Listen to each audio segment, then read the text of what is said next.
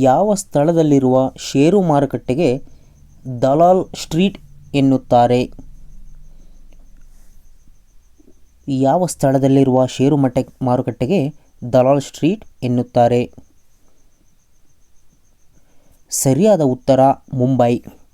ಮುಂಬೈ ಷೇರು ಮಾರುಕಟ್ಟೆಗೆ ದಲಾಲ್ ಸ್ಟ್ರೀಟ್ ಎಂದು ಕರೆಯುತ್ತಾರೆ.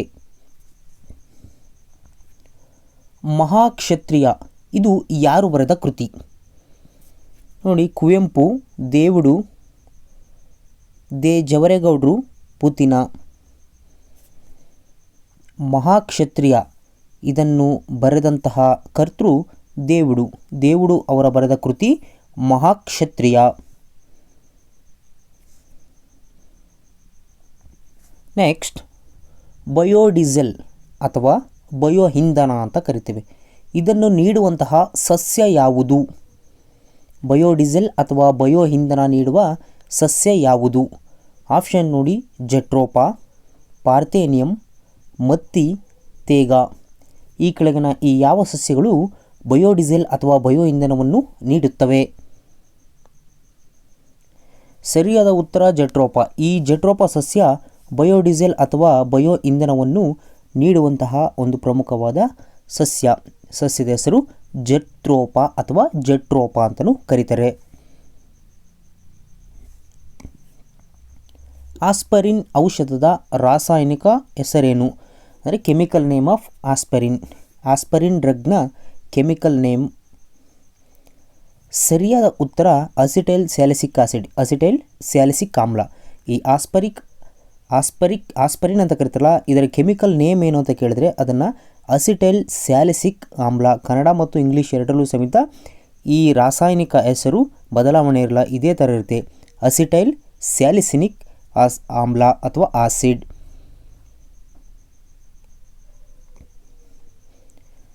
ಐದನೇ ಪ್ರಶ್ನೆ, ವಿಶ್ವ ಆರೋಗ್ಯ ಸಂಸ್ಥೆಯು ಈ ಕೆಳಗಿನ ಯಾವ ರಾಷ್ಟ್ರವನ್ನು ಸೌತ್ ಈಸ್ಟ್ ಏಷ್ಯಾ ಪ್ರದೇಶದ ಮಲೇರಿಯಾ ಮುಕ್ತ ಮೊದಲ ರಾಷ್ಟ್ರವೆಂದು ಘೋಷಿಸಿದೆ? WTO ಘೋಷಿಸಿರೋದು. ಆಪ್ಷನ್ ನೋಡಿ, ಭಾರತ, ಚೀನಾ, ಶ್ರೀಲಂಕಾ, ಮಾಲ್ಡೀವ್ಸ್.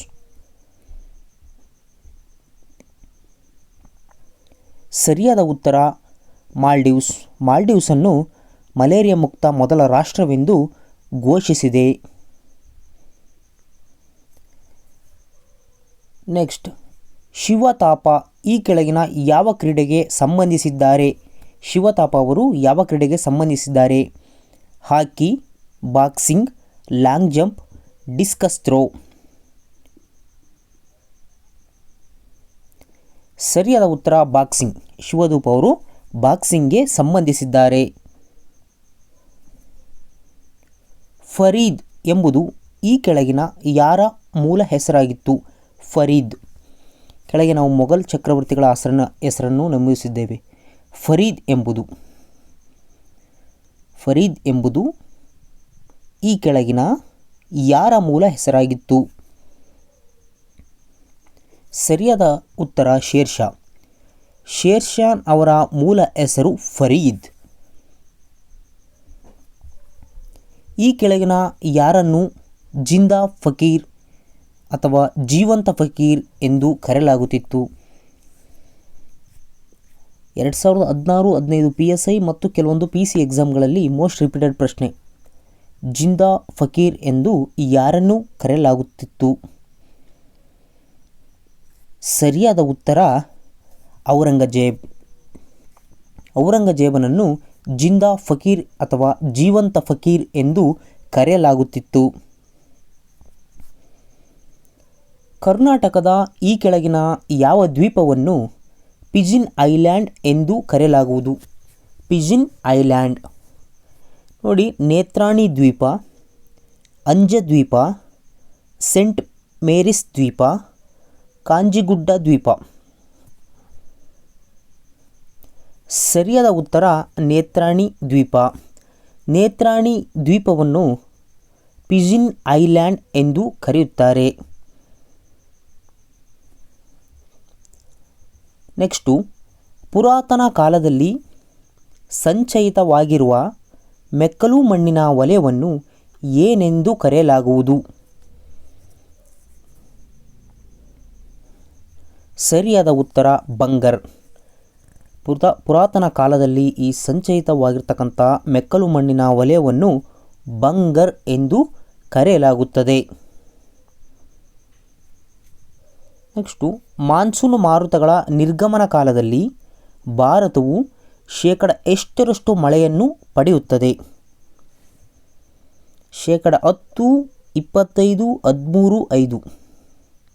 ಸರಿಯಾದ ಉತ್ತರ ಶೇಕಡ 13. ಅಂದರೆ 13% ಅಷ್ಟು ಮಳೆಯನ್ನು ಭಾರತವು ಮಾನ್ಸೂನ್ ಮಾರುತಗಳ ನಿರ್ಗಮನ ಕಾಲದಲ್ಲಿ ಶೇಕಡ 13% ಮಳೆಯನ್ನು ಪಡೆಯುತ್ತದೆ. ಭಾರತ ಸಂವಿಧಾನದ ಈ ಕೆಳಗಿನ ಯಾವ ಅನುಸೂಚಿ ರಾಜ್ಯಸಭೆಯಲ್ಲಿ ರಾಜ್ಯಗಳ ಮತ್ತು ಕೇಂದ್ರಾಡಳಿತ ಪ್ರದೇಶಗಳ ಸ್ಥಾನಗಳ ಹಂಚಿಕೆ ಬಗ್ಗೆ ತಿಳಿಸುತ್ತದೆ? ಸಂವಿಧಾನದಲ್ಲಿರ್ತಕ್ಕಂಥ ಶೆಡ್ಯೂಲ್ಗಳ ಬಗ್ಗೆ ಒಂದು ಪ್ರಶ್ನೆ. ಸರಿಯಾದ ಉತ್ತರ 4ನೇ ಅನುಸೂಚಿ. ಈ 4ನೇ ಅನುಸೂಚಿಯು ನಮ್ಮ ಭಾರತ ಸಂವಿಧಾನದಲ್ಲಿ ಈ ರಾಜ್ಯಸಭೆಯಲ್ಲಿ ರಾಜ್ಯಗಳು ಮತ್ತು ಕೇಂದ್ರಾಡಳಿತ ಪ್ರದೇಶಗಳ ಸ್ಥಾನಗಳ ಹಂಚಿಕೆ ಬಗ್ಗೆ 4ನೇ ಅನುಸೂಚಿಯು ವಿವರಿಸುತ್ತದೆ. ನೆಕ್ಸ್ಟ್, ಭಾರತ ಸಂವಿಧಾನದ ಈ ಕೆಳಗಿನ ಯಾವ ತಿದ್ದುಪಡಿ ಮೂಲಕ ಚುನಾವಣಾ ಅರ್ಜಿಗಳ ವಿಚಾರಣೆ ಅಧಿಕಾರವನ್ನು ಹೈಕೋರ್ಟ್ಗಳಿಗೆ ನೀಡಲಾಗಿದೆ? ಸರಿಯಾದ ಉತ್ತರ 19ನೇ ತಿದ್ದುಪಡಿ. ಈ 19ನೇ ತಿದ್ದುಪಡಿ ಮೂಲಕ ಚುನಾವಣೆ ಅರ್ಜಿಗಳ ವಿಚಾರಣೆ ಅಧಿಕಾರವನ್ನು ನಾವು ಹೈಕೋರ್ಟ್ಗಳಿಗೆ ನೀಡಲಾಗಿದೆ. ಕೋಆಪರೇಟಿವ್ ಕ್ರೆಡಿಟ್ ಸೊಸೈಟಿಯು ಎಷ್ಟು ಹಂತದ ರಚನೆಯನ್ನು ಹೊಂದಿರುತ್ತದೆ? ಕೋಆಪರೇಟಿವ್ ಕ್ರೆಡಿಟ್ ಸೊಸೈಟಿಯು ಎಷ್ಟು ಹಂತದ ರಚನೆಯನ್ನು ಹೊಂದಿರುತ್ತದೆ? ಸರಿಯಾದ ಉತ್ತರ 3 ಹಂತದ ರಚನೆ. ನೆಕ್ಸ್ಟ್, ಈ ಕೆಳಗಿನ ಯಾವ ಸಂದರ್ಭದಲ್ಲಿ ಹಣದ ಅಪಮೌಲ್ಯೀಕರಣ ಡಿವಲ್ಯೂಷನ್ ಆಫ್ ಕರೆನ್ಸಿಯು ಹೆಚ್ಚು ಅನುಕೂಲವಾಗಿರುತ್ತದೆ? ಯಾವ ಸಂದರ್ಭದಲ್ಲಿ? ನೋಡಿ ಆಪ್ಷನ್ಸ್. ದೇಶೀಯ ಸರಕುಗಳ ಬೆಲೆ ಸ್ಥಿರವಾಗಿಯೇ ಉಳಿದಾಗ, ಅಂದರೆ ನಮ್ಮ ದೇಶದಲ್ಲಿರ್ತಕ್ಕಂಥ ಎಲ್ಲ ಸರಕುಗಳ ಬೆಲೆ ಕಾನ್ಸ್ಟೆಂಟ್ ಆಗಿದ್ದಾಗ, ಸ್ಥಿರವಾಗಿಯೇ ಉಳಿದಾಗ. ಬಿ, ರಫ್ತು ಸರಕುಗಳ ದರಗಳು ಸ್ಥಿರವಾಗಿದ್ದಾಗ. ರಫ್ತು ಸರಕುಗಳಿರ್ತವಲ್ಲ ಅವುಗಳ ಬೆಲೆಯು ಸ್ಥಿರವಾಗಿದ್ದಾಗ. ಆಪ್ಷನ್ 3, ಆಮದು ಸರಕುಗಳ ದರಗಳು ಸ್ಥಿರವಾಗಿದ್ದಾಗ.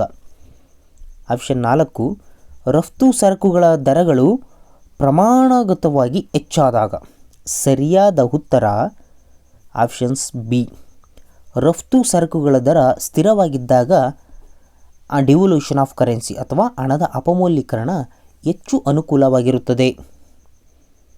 ನೆಕ್ಸ್ಟ್,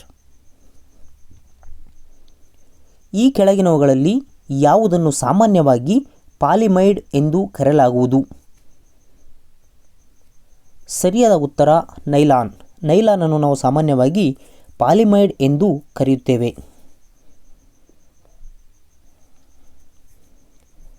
ನೆಕ್ಸ್ಟ್, ಕ್ರೋಮೋಸೋಮ್ಗಳು ಇದರಿಂದ ಮಾಡಲ್ಪಟ್ಟಿವೆ. ಕ್ರೋಮೋಸೋಮ್ಗಳು ಈ ಕೆಳಗಿನ ಯಾವುಗಳಿಂದ ಮಾಡಲ್ಪಟ್ಟಿವೆ? ನೋಡಿ, RNA, DNA, ಪ್ರೋಟೀನ್, ಲಿಪಿಡ್ಸ್. ಈ ಕೆಳಗಿನ ಯಾವುವು ಕ್ರೋಮೋಸೋಮ್ನಲ್ಲಿ ಕಂಡುಬರುತ್ತವೆ? ನೋಡಿ, ಸರಿಯಾದ ಉತ್ತರ ಬಿ ಮತ್ತು ಸಿ. ಅಂದರೆ DNA ಮತ್ತು ಪ್ರೋಟೀನ್ಸ್ಗಳು.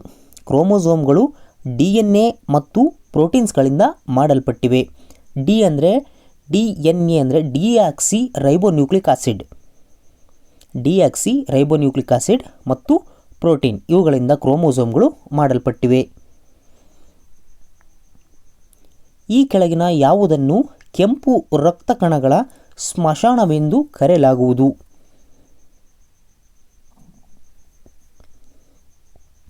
ಸರಿಯಾದ ಉತ್ತರ ಗುಲ್ಮ ಅಥವಾ ಸ್ಪ್ಲೀಮ್ ಅಂತ ಕರಿತೀವಿ ನಾವು. ಈ ಗುಲ್ಮವನ್ನು ಕೆಂಪು ರಕ್ತ ಕಣಗಳ ಸ್ಮಶಾನವೆಂದು ಕರೆಯಲಾಗುತ್ತದೆ. ಈ ಕೆಳಗಿನವುಗಳಲ್ಲಿ ಸಾಮಾನ್ಯವಾಗಿ ಜೈವಿಕ ಗಡಿಯಾರ ಅಂದರೆ ಬಯಾಲಜಿಕಲ್ ಕ್ಲಾಕ್ ಎಂದು ಕರೆಯಲ್ಪಡುವ ಗ್ರಂಥಿ ಯಾವುದು?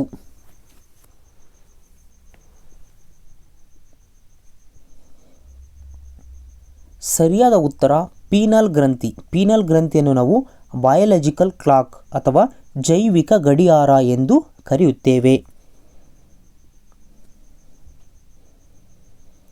Next most important influenza. ಈಗ ಬ್ಯಾಕ್ಟೀರಿಯಾ ಮತ್ತು ವೈರಸ್ಗಳ ಬಗ್ಗೆ ಅತಿ ಹೆಚ್ಚು ಪ್ರಶ್ನೆಗಳು ಇತ್ತೀಚಿನ ಪ್ರಶ್ನೆ ಪತ್ರಿಕೆಯಲ್ಲಿ ಬರ್ತಾ ಇವೆ. ಅದಕ್ಕೋಸ್ಕರ ಈ ಪ್ರಶ್ನೆ, ಇನ್ಫ್ಲೂಯೆನ್ಸಾ ರೋಗ ಇದರಿಂದ ಉಂಟಾಗುತ್ತದೆ. ಅಂದರೆ ಇನ್ಫ್ಲೂಯೆನ್ಸಾ ಎನ್ನುವುದು ಬ್ಯಾಕ್ಟೀರಿಯಾದಿಂದ ಬರುತ್ತೋ ಅಥವಾ ವೈರಸ್ನಿಂದ ಬರುತ್ತದೋ ಅಥವಾ ಪ್ರೋಟೋಝೋದಿಂದ ಬರುತ್ತೋ ಅಥವಾ ಈ ಹೆಲ್ಮಿಂಟ್ಸ್ ಎನ್ನುವುದರಿಂದ ಬರುತ್ತೋ? ಸರಿಯಾದ ಉತ್ತರ ವೈರಸ್ನಿಂದ ಈ ಇನ್ಫ್ಲೂಯೆನ್ಸಾ ರೋಗ ಬರುತ್ತದೆ. ನೆಕ್ಸ್ಟು, ಈ ಕೆಳಗಿನವರಲ್ಲಿ ರಾಷ್ಟ್ರಪತಿಯಿಂದ ನೇಮಕಗೊಳ್ಳುವವರು ಯಾರು? ರಾಷ್ಟ್ರಪತಿಯಿಂದ ನೇಮಕಗೊಳ್ಳುವವರು ಯಾರು? ಎ. ಹೈಕೋರ್ಟ್ನ ನ್ಯಾಯಾಧೀಶರು. ಬಿ. ಕೇಂದ್ರ ಲೋಕಸೇವಾ ಆಯೋಗದ ಸದಸ್ಯರು. ಸಿ. ಹಣಕಾಸು ಆಯೋಗದ ಸದಸ್ಯರು. ಡಿ. ಭಾರತದ ಮುಖ್ಯ ಚುನಾವಣಾ ಆಯುಕ್ತರು. ಸರಿಯಾದ ಉತ್ತರ ಎ, ಬಿ, ಸಿ, ಡಿ. ಈ 4 ಜನರು ಅಂದರೆ ಹೈಕೋರ್ಟ್ನ ನ್ಯಾಯಾಧೀಶರು, ಕೇಂದ್ರ ಲೋಕಸೇವಾ ಆಯೋಗದ ಸದಸ್ಯರು, ಹಣಕಾಸು ಆಯೋಗದ ಸದಸ್ಯರು, ಭಾರತದ ಮುಖ್ಯ ಚುನಾವಣಾ ಆಯುಕ್ತರು. ಈ 4 ಸಮೇತ ರಾಷ್ಟ್ರಪತಿಯಿಂದ ನೇಮಕಗೊಳ್ಳುತ್ತಾರೆ. ಈ ಕೆಳಗಿನವರಲ್ಲಿ ಲುಕ್ ಈಸ್ಟ್ ಪಾಲಿಸಿಯನ್ನು ಜಾರಿಗೆ ತಂದ ಪ್ರಧಾನಮಂತ್ರಿ ಯಾರು? Atal Bihari Vajpayee, P V Narasimha Rao, Manmohan Singh, I K Gujral. ಅಂದರೆ ಸರಿಯಾದ ಉತ್ತರ ಪಿ ವಿ ನರಸಿಂಹರಾವ್. ಈ ಪಿ ವಿ ನರಸಿಂಹರಾವ್ರವರ ಕಾಲದಲ್ಲಿ ಲುಕ್ ಈಸ್ಟ್ ಪಾಲಿಸಿಯನ್ನು ಜಾರಿಗೆ ತರಲಾಯಿತು. ನೆಕ್ಸ್ಟ್, ಸೂಕ್ಷ್ಮ ಹಣಕಾಸು ಸಂಸ್ಥೆಗಳ ಅತ್ಯಂತ ಜನಪ್ರಿಯವಾದ ಮಾದರಿಗಳೆಂದರೆ? ಸೂಕ್ಷ್ಮ ಹಣಕಾಸು ಸಂಸ್ಥೆಗಳ ಅತ್ಯಂತ ಜನಪ್ರಿಯವಾದ ಮಾದರಿ ಎಂದರೆ ಅದು ಸ್ವಸಹಾಯ ಗುಂಪುಗಳು. ಸ್ವಸಹಾಯ ಗುಂಪುಗಳು ಸೂಕ್ಷ್ಮ ಹಣಕಾಸು ಸಂಸ್ಥೆಯ ಅತ್ಯಂತ ಜನಪ್ರಿಯವಾದ ಮಾದರಿಗಳು. ನೆಕ್ಸ್ಟ್, ಈ ಕೆಳಗಿನ ಯಾರು GST ಸಭೆಯ ಅಧ್ಯಕ್ಷರಾಗಿರುತ್ತಾರೆ? GST ಸಭೆಯ ಅಧ್ಯಕ್ಷರು ಕೇಂದ್ರ ಹಣಕಾಸು ಸಚಿವರು. ಕೇಂದ್ರ ಹಣಕಾಸು ಸಚಿವರು GST ಸಭೆಯ ಅಧ್ಯಕ್ಷರಾಗಿರುತ್ತಾರೆ. Next, most important Indian constitution ಬಗ್ಗೆ, ರಾಜ್ಯಪಾಲರ ಬಗ್ಗೆ. ಅದರಲ್ಲೂ ರಾಜ್ಯಪಾಲರಿಗೆ ಸಂಬಂಧಿಸಿದಂತೆ ಈ ಕೆಳಗಿನ ಹೇಳಿಕೆಗಳನ್ನು ಪರಿಶೀಲಿಸಿ. ನೋಡಿ, ಮೊದಲನೇದು, ರಾಜ್ಯದ ಕಾರ್ಯನಿರ್ವಹಣಾಧಿಕಾರವನ್ನು ರಾಜ್ಯಪಾಲರದ್ದು, ಅಂದರೆ ಅಧಿಕಾರವನ್ನು ರಾಜ್ಯಪಾಲರು ಹೊಂದಿರುತ್ತಾರೆ ಎನ್ನುವುದು. ಎರಡನೇದು, 5 ವರ್ಷದ ಅವಧಿ ಪೂರ್ಣವಾದ ಮೇಲೆ ರಾಜ್ಯಪಾಲರು ತಮ್ಮ ಹುದ್ದೆಯಲ್ಲಿ ಉತ್ತರಾಧಿಕಾರಿಯಾಗಿ ಬರದಿದ್ದರೂ ಮುಂದುವರಿಯುವಂತಿಲ್ಲ. Option C. ರಾಜ್ಯಪಾಲರಾಗಿ ನೇಮಕವಾಗುವವರೆಗೆ ಕನಿಷ್ಠ 45 ವರ್ಷ ಪೂರ್ಣಗೊಂಡಿರಬೇಕು. ನೋಡಿ, ಸರಿಯಾದ ಉತ್ತರ ಎ ಮಾತ್ರ ಸರಿ.